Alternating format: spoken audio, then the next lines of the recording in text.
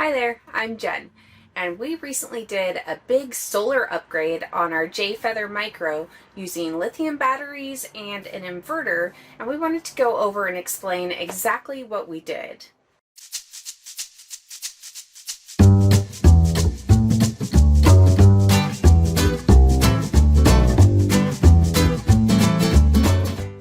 So we're going to talk about what we did, but not how we did it. We're not going to go into a detailed how-to on exactly how to add solar to your system, mostly because we just aren't qualified to do that. We were lucky enough to have my father-in-law help with the project, who happens to be an electrician. Instead, we'll show you what we did, so hopefully you can get a better idea of how to run cables and where to place the components in your own trailer.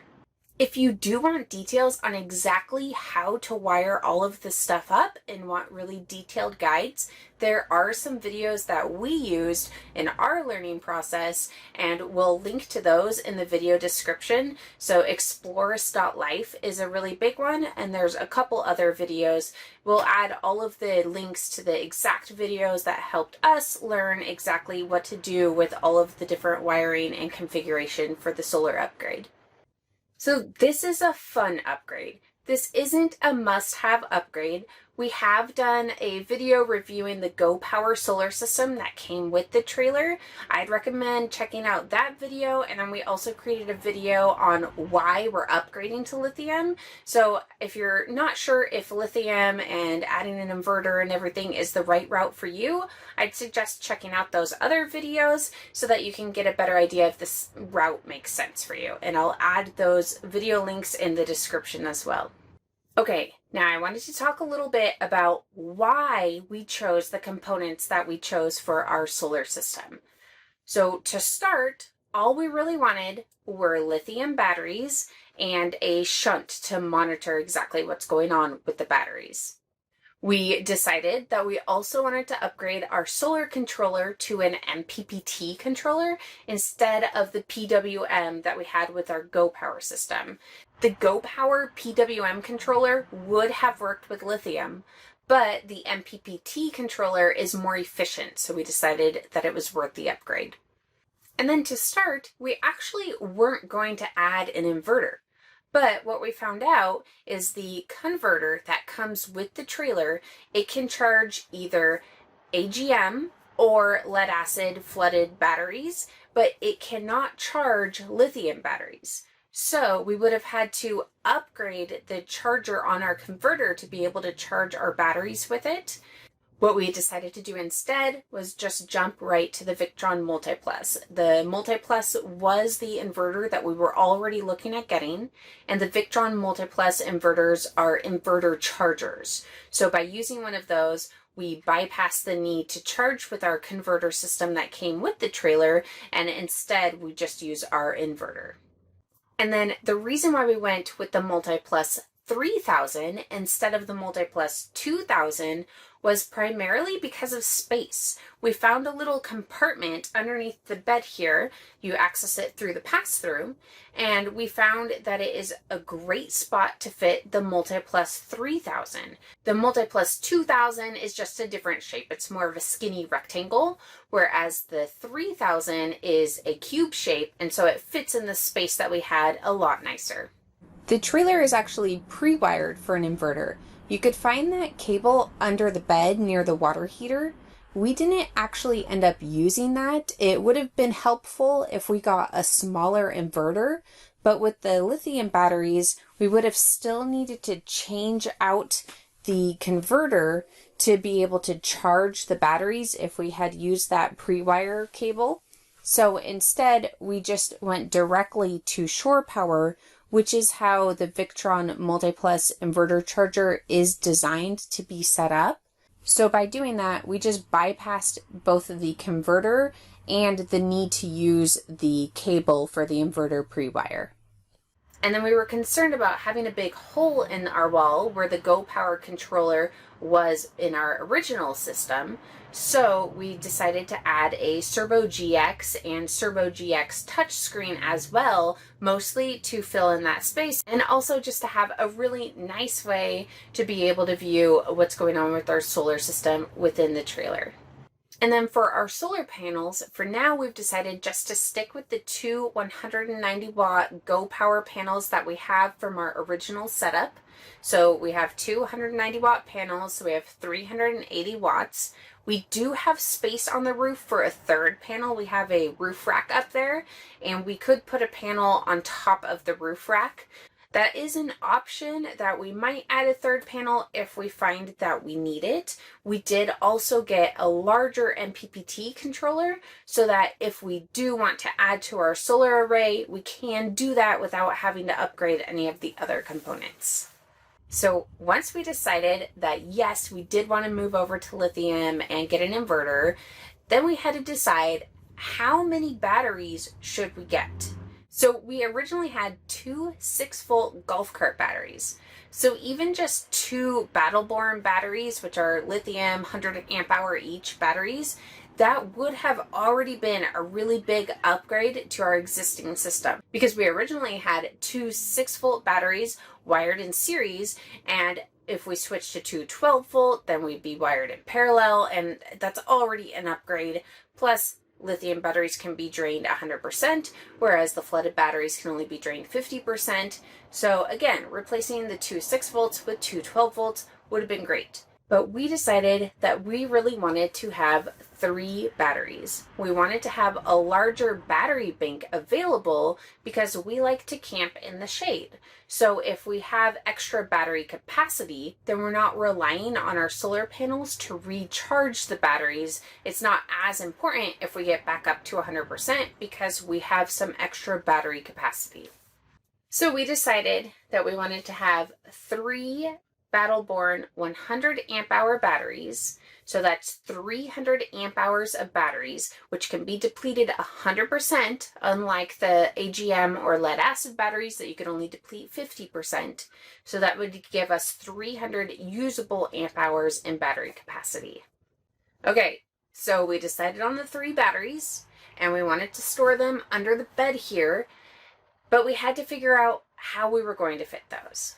The first step was we wanted to make that space easier to access. So my husband Joe added a hinge to that access panel. So now instead of unscrewing it each time, we can just lift it up. He also put a little hole in so you could just stick your finger through, open it up. It's really easy to get to that spot now, and with the mattress on top, it's not going to wiggle around while you're traveling. Putting the batteries under the bed here was important to us for a couple of reasons. We wanted them off of the tongue because we haven't figured out a plan for that yet, but we do want to repurpose that area to give a little bit more storage for sewer items mostly. So we wanted them off of the tongue for that, but we also wanted to bring them inside because lithium batteries shouldn't be charged when it's too cold. So we wanted to make sure that they were inside where it was a bit warmer and we didn't need to worry about that. The Battleborn batteries are available in 2 different sizes. So you can get the Group 24, like the standard size, or you can get the GC2, which is like a taller, more upright size. We originally thought the GC2 would fit better in the space that we wanted to put them. But what we realized was any of the batteries, you can put them in any direction, and the Group 24 ones put in the upright position actually fit the best because they were a little skinnier and we could put 3 all next to each other as long as they were upright. Before we dropped a ton of money on batteries, we decided to get an idea of exactly what type of batteries would fit best and how we would put them by making some cardboard placeholders. So we just used some cardboard boxes and cut them up to be roughly the same size as the batteries, and we actually just played around with them in the spot we wanted to put them to make sure that it seemed like it would fit. And then we actually used a tool called SketchUp to do a mock-up and just make sure everything would fit perfectly before we placed the order. Now, to get 3 batteries to fit in that area, we actually had to raise it up a little bit. There are some wood braces on the edges, and we needed to put a new bottom in it that went above those braces on the edges so that the floor of the area just had a little bit more width. Now we did like the idea of raising it up, making a new bottom that was lifted up a little bit, just because this is next to the water heater, and that way if there is any kind of leaks, any water issues, the water is going to go underneath the batteries instead of the batteries sitting directly in a puddle of water. And then to secure the batteries, we put 2 slits in the new bottom that we created, and then we got a strap and put it in the slits so it came up, put the batteries in it, and we can tighten all of the batteries to that new base. And then we just have a board in between the battery area and the water heater area, just mostly as a splash guard. Okay, now there's a lot of different components involved in this setup. Really quickly, I'm just going to give an overview of the different components we use and where we located them in the trailer. So first of all, underneath in the bed here, we have the 3 battle-born batteries. And then in that same area, we have the shunt, and that came with the BMV, the battery monitor, which we have also in that area, but it looks out to the pass-through. And then in the pass-through, we have a Victron Links distributor, we have a battery disconnect, we have our fuse, and then we have conduit that all of the cables run in. And then in this other area under the bed, which is also accessible through the pass-through, that is where we have our MultiPlus inverter charger.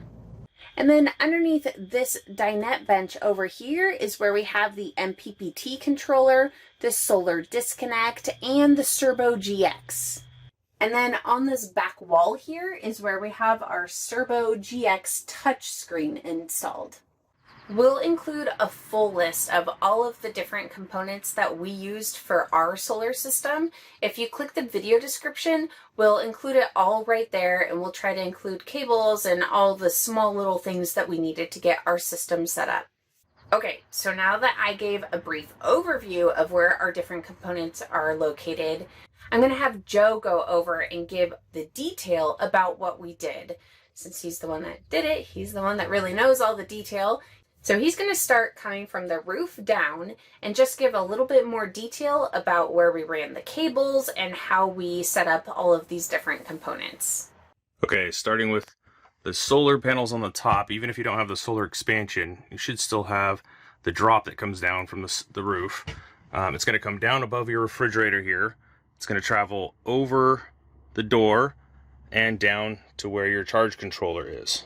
Then from there, it's going to go back up over your door, behind the refrigerator, and then it's going to drop down behind the panel here and tie into the charge controller. And that's going to be a 10 gauge wire the whole way. For us, when we replaced out the charge controller, we wanted to put the new MPPT charge controller from Victron underneath the bench seating here. In order to do that, we were going to drop down the wall, continue the wire down the wall from the one that goes behind the refrigerator, pull it under, and then pull it up to the space underneath the bench here. Unfortunately, underneath your wall here are where your tanks are, your gray and your black, and I didn't want to get into that. So what we ended up doing was popping it out of the side and running conduit behind the bar, the space here, and then through the wall to go underneath the bench.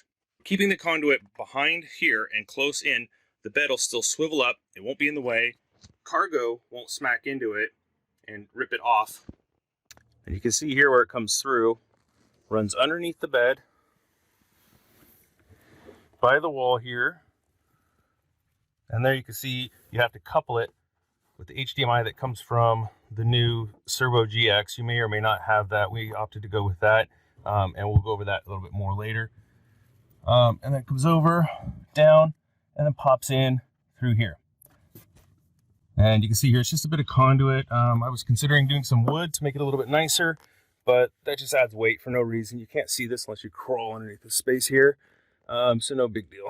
The dog sleeps under here and he still has no issues with it. Nothing got knocked down. And there you can see where it comes through. We ended up putting in some 6-gauge cable here that I had instead of pulling the stuff from behind the refrigerator. That's because it's tied up behind the refrigerator in such a way that it was such a pain to get to. We couldn't just pull it out. So rather than just reuse the cable, we just disconnected it and left it back there behind the refrigerator. So it comes down directly from the solar panels up top and into the box here with the breakers, so we can shut it off when we want to work on it. From there, it's going to go down here to our MPPT controller, and from there it'll go out and down and underneath the trailer to the Lynx distributor. You can see here, because we have the Servo GX, we've got this extra USB extension and this extra HDMI extension. They're a bit extra length because I wasn't sure how long I was going to need or what the runs were going to be until I dug into it, and I didn't want to have to wait on the cables. So they go in here into the Servo GX. Servo GX also is going to plug into everything, so this was kind of a centrally located area so that we wouldn't have to worry about running that HDMI cable too far. It goes off to the MPPT controller here. It also goes off and connects into the inverter and the shunt, and I think that's about it for that. And the Servo GX came with a pretty short cable to connect to the battery, so we actually had to splice that to get it long enough to reach where we have our batteries stored. You can see here where the 120 comes in. The cable I got was this massively oversized cable. Probably not something you really need for this, because this will handle a full 50 amps going through it, and we're just still doing the 30. We ended up putting a box here so we wouldn't have to try to run these cables through this connection, and just splice them in through here. So if we ever did want to go with 50 amps in this unit, we would just have to kind of replace this bit here, and then we can go full 50 for I don't know what reason, but it's there if we need it. And from here, this is the cable. This cable here used to run all the way over underneath and over to your charge controller. This particular charge controller, and probably most of them in the 2021 model, cannot handle charging lithium. So we opted to just go ahead and upgrade to our inverter and remove the charge controller out of the equation altogether here. There's no reason to upgrade this if you're going to go with an inverter, so because the inverter charger is going to do both for you. Rather than leaving that there, now because we have the inverter, this cable comes in from shore and goes under the trailer and then pops into our inverter. So here you can see where this massive Romex cable comes up from underneath the trailer and goes up into the MultiPlus 3000. We opted for this one because of this nice little storage area we found. We pulled the wall out, repurposed the wood to just put the switches here, relocated the light on the other side, which makes for a really nice light now because it points into the pass-through storage rather than towards the front. Didn't see around the corner, so it was just better positioning, I think. It still will just wire to our front lights here, so when I turn on the front lights, it turns on that one. I can also turn it off over there, but I just left it like that because the cable for this goes around and is wired in already here. So there's already a 12-volt connection there, so it just made it real simple just to pop it in there.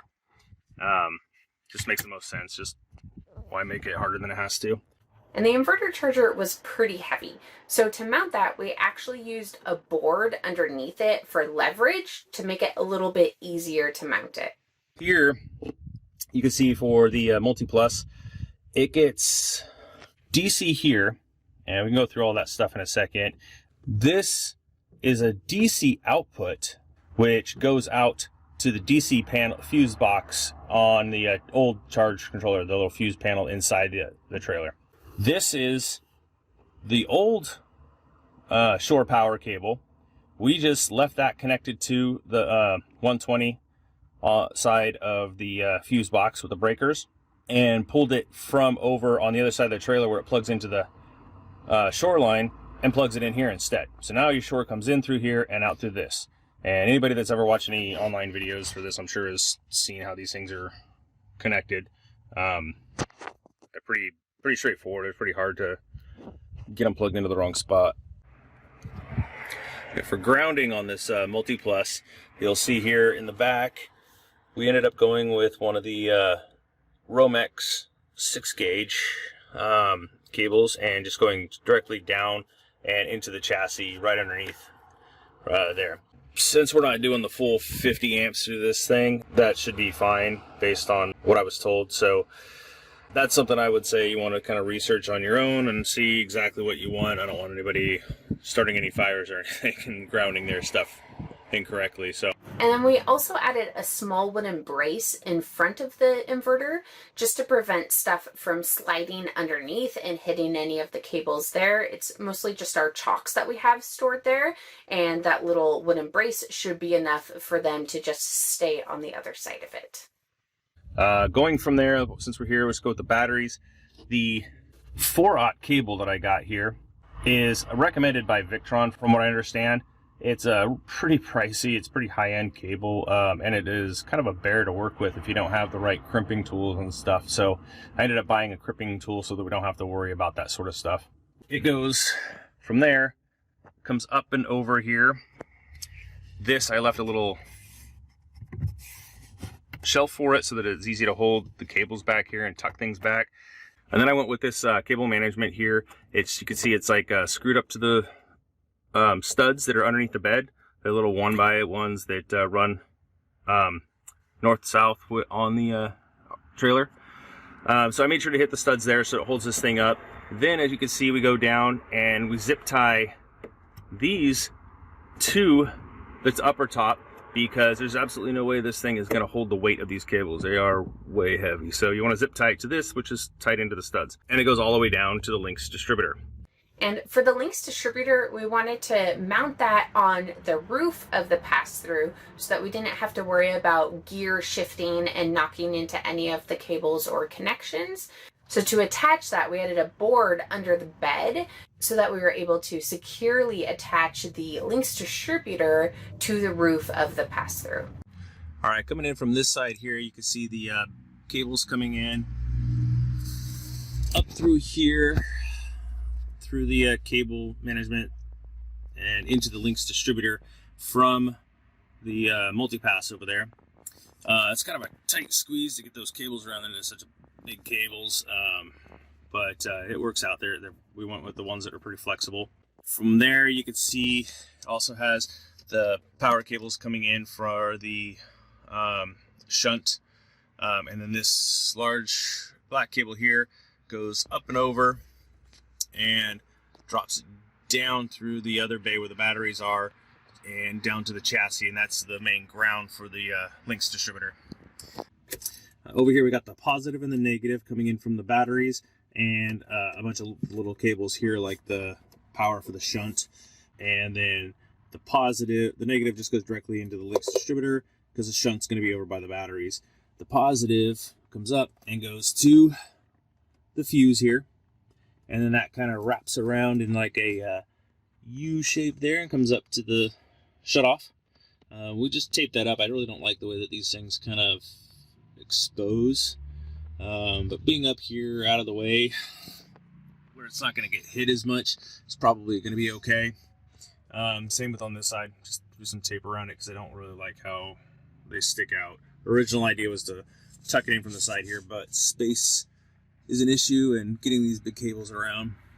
Here you can see I opted to go with the 712 for the shunt, just so that I could have this thing out here to poke my head in here and take a look at things. What you'll find on the 171BH is this shutoff down here. It's not going to really help you out much because it's just so close to the water heater. There's just no space back there for the batteries to hook them up, so we just ended up disconnecting that one and then going with the better one here anyway. So it's all in line. That's it for back here. Okay, for the battery bay, we just kind of put that in here with the hot water heater. You can see I just kind of pulled up this bit here, this board, it's normally screwed down. I added a hinge and just a little finger hole here. When we put the batteries in here, you can see we got 3 battle boards in there that fit up on their edge, and they're all set up in parallel here. Then you can see where it comes in from outside from the links distributor. We've got a hot lead here that we had to put this hot lead over there and up into that power bar there. You can see there's a few little things attached to it. That we found was just always hot, and that's the way they had it cabled, and we wanted to make sure that that stayed live and hot for the other stuff that comes off of there.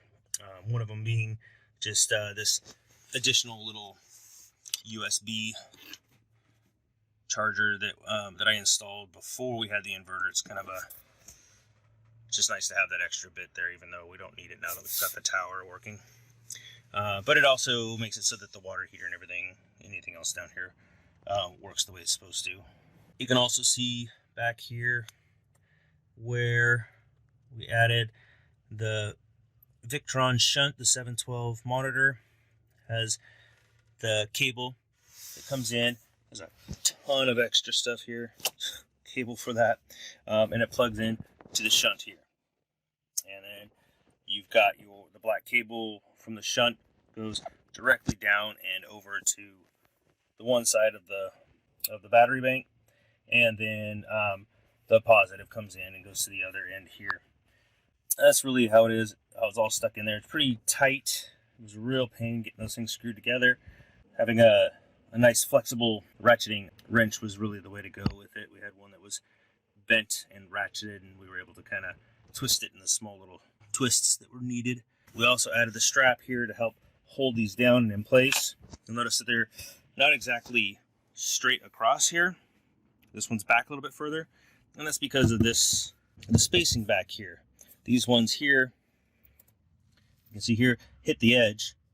This one's pushed all the way back, and that just kind of helps it keep it from sliding. You don't want to bounce it around front or back either way, so doesn't matter what they look like as long as it works and is safe. And I don't know if you can really see here, it's a little so tight, but you can see where all these, maybe where these cables here, they all go down into a hole that we drilled down here and dropped them underneath. That's how we ran everything underneath the trailer. There's also a couple of more cables over here. This is our main ground that came from the links distributor, and that goes down one of the existing holes here that pops underneath with the rest of the cables and goes out to the various areas. One ground goes to the chassis, and then the other cables go to where they need to go. Here at the front of your trailer, you'll find your junction box where all your grounding cables and your battery lines come into. It's just grounded by this one single cable here, this one bolt to it. The rest of the trailer ties into bus bars, and then that bus bar, it comes in with a single cable up here. Didn't feel like it was enough, so we ended up going with better ground directly from the links distributor. And here we went with the display for the Servo GX, just because on the 171 you have that big hole here when you take this charge controller out for the solar panels, and Jen did not want a big hole there, and we didn't want to just hang a picture over it, so we went with the 7 because it's the closest we could get to it being able to cover the hole. And there were just 2 small screw holes that were still showing on the side of our Servo GX touchscreen. So we just got a 1/2-inch molding. It's just a plastic strip that we're able to cut some angles in, and we just stuck it up there. It kind of looks like a picture frame around the Servo GX now. And this little thing is great. I mean, it just tells us exactly what we're getting, where our batteries are at, how much we're getting off there. It's just a cool little geek out little toy. So I'm not going to go too much into all this cabling here. It's kind of a rat's nest, and to be honest, there's a lot of confusing things here that I wasn't too sure about. The basics was just to disconnect your charger because you're not going to be using it. You have your your inverter, which also has a charger built into it. We did bring the DC back and tied it into the existing stuff, and then the white here. There's actually a bar, I don't know if you can see it here, that they have. Just back here, you can just tie into that so you don't have to break into this thing here. We did open this up just to disconnect the breaker where it came into the old charger, so that it's not, you know, creating that loop. We don't want that charging your batteries while the inverter is putting power up here and creating that loop. So you want to disconnect that when you're using the inverter. You'll want to drop the bottom cover from the trailer so you have access to the wires. Everything runs under here, from under the kitchen sink to the battery compartment where the water heater is, and all the way up to the ground at the front of the trailer. Here you can see where we stored our batteries, where it drops down from the water heater. Back behind the freshwater tank there is where it pops up into the seats underneath the bench seating. And then it's going to pop up here underneath on the other side up to the sink area where your main breaker box is. When dropping it, you'll need to remove the this gas line here. It's not really hard, just these two screws right here. These two pop right out, and it comes down, and it just makes it much easier to get in around there for up underneath the sink there. Putting the cover back is pretty easy. It's kind of hard to find the holes that the screws came out of, but since they're self-tapping screws, it's pretty simple to just pop them up there and get it started with a new hole. Okay, so let's talk a little bit about how our batteries actually charge now. So we disconnected the 7-pin. The lights and everything else on the trailer, that all functions totally normal still with the 7-pin. The only difference is it's not going to charge our batteries. Lithium batteries can be thirsty, and they can cause issues with the tow vehicle alternator. Since the 7-pin wires are small, it should be fine. It probably wouldn't be an issue, but it also just wouldn't provide very much of a charge. So for us, it didn't seem like it was worth the risk. You can get a DC to DC charger to charge your lithium batteries from the alternator on your tow vehicle, but we just decided not to do that at this point. It's something that we can add later if we wanted to. Our tow vehicle is an e-torque. It's a Ram 1500 e-torque, and that's a mild hybrid system. So we don't have a standard alternator. And we're just not sure yet if the DC to DC charger works with the type of alternator that we have or not. And we just decided that it's just not worth messing with the new truck yet. We'll just charge it in other ways. So our batteries can charge via shore power, so if we're plugged in, or they can charge via solar, so from our solar panels. Charging them via solar is our primary method of charging up our batteries.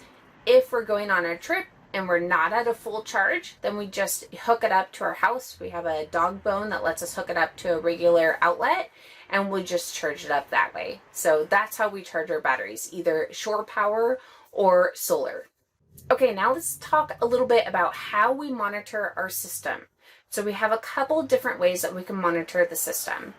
We have a BMV, the battery monitor that came with our shunt is in the pass-through, and we have that as kind of a backup option, so we have an additional way to monitor our batteries. We also have our inverter in an easy to access spot, so we can turn it on and off, change the different modes directly on the inverter. But we primarily use the Servo GX Touch to monitor and control everything. It allows us to control the inverter and turn it on and off. It also lets us change the settings on the MPPT and on the BMV. And it lets us monitor the flow of everything and see how much power we're getting in and what level our batteries are at. Now the BMV and the MPPT can both be controlled via Bluetooth on your phone as well.